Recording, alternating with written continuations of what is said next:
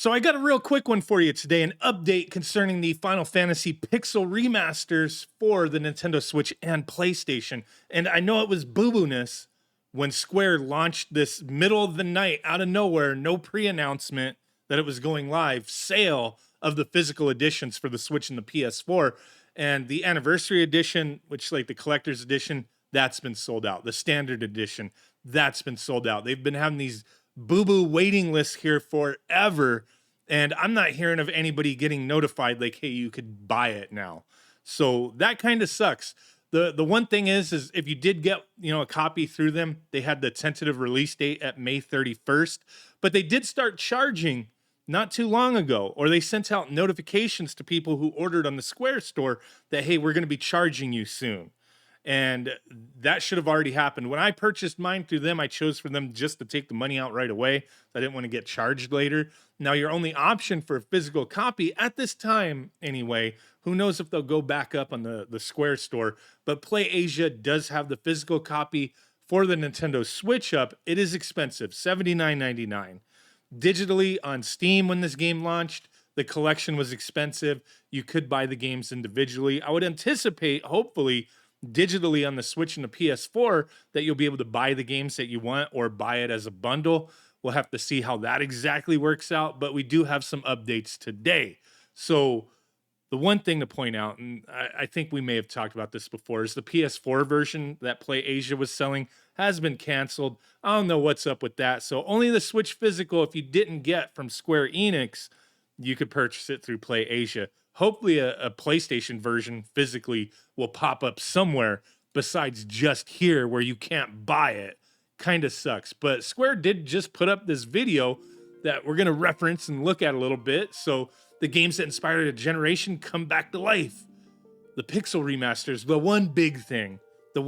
two big things. There's a release date and a new font. Everybody complaining about the fonts because you know what, man?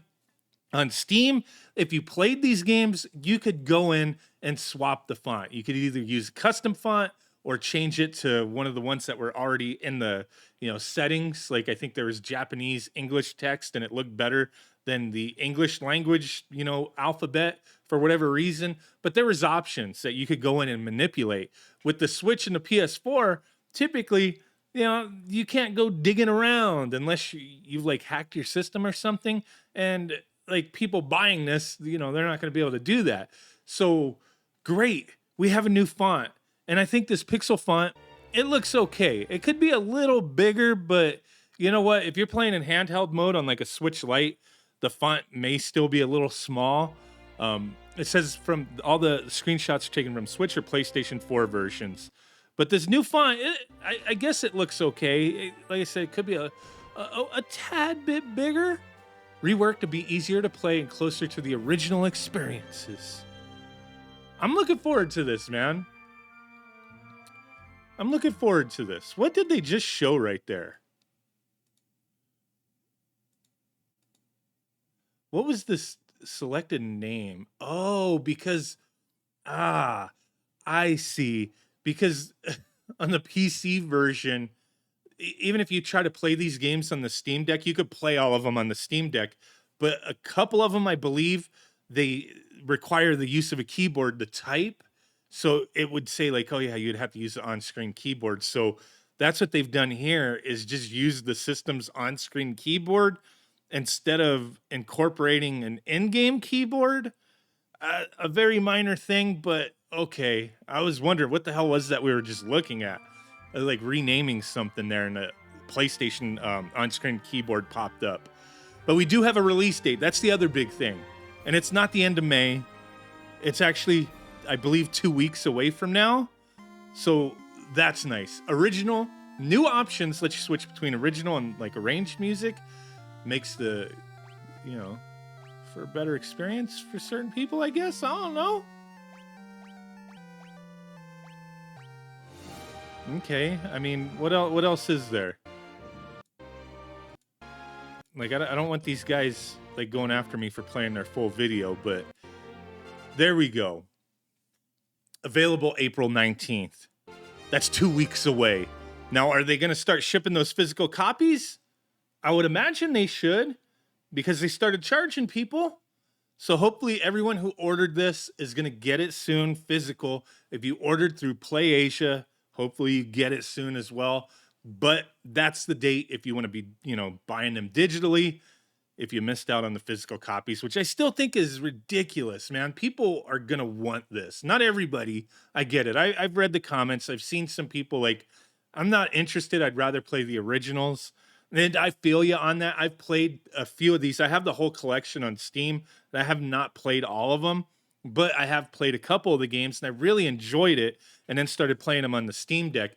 To have it on the Switch, just for me, it was like, I already have these games, but I'm not a big collector, mind you, but I just saw the value in like, hey, I love this franchise. It means a lot to me. And some of my favorite games of all time, Final Fantasy 4 and 6, absolutely love those games.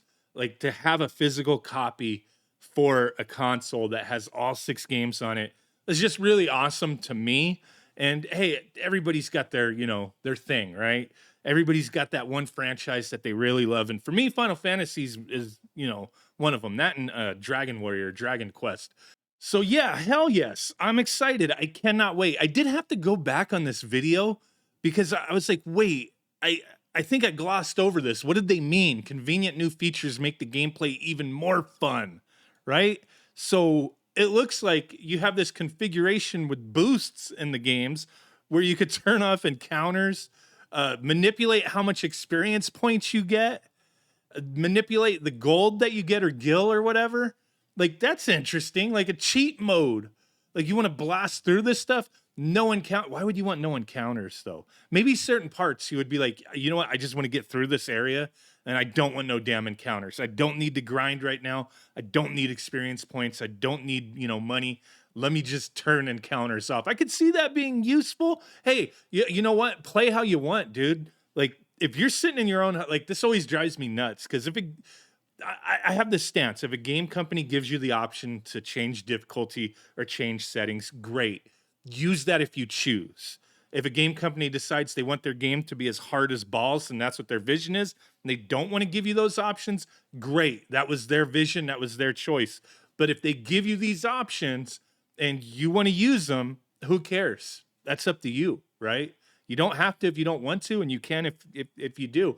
But I kind of like that. I don't see really utilizing all that other than the encounters, like certain areas. Like, let me just pass through, turn that off. It's still, hey, cheating, but nobody's gonna know. And what does it matter? Trying to have fun. Some of us, man, some of these games take a lot of time to play. So, you could get, through them a little quicker with these options. So that's kind of cool. But let me know what you guys think. Really do appreciate y'all. Catch you on the next one.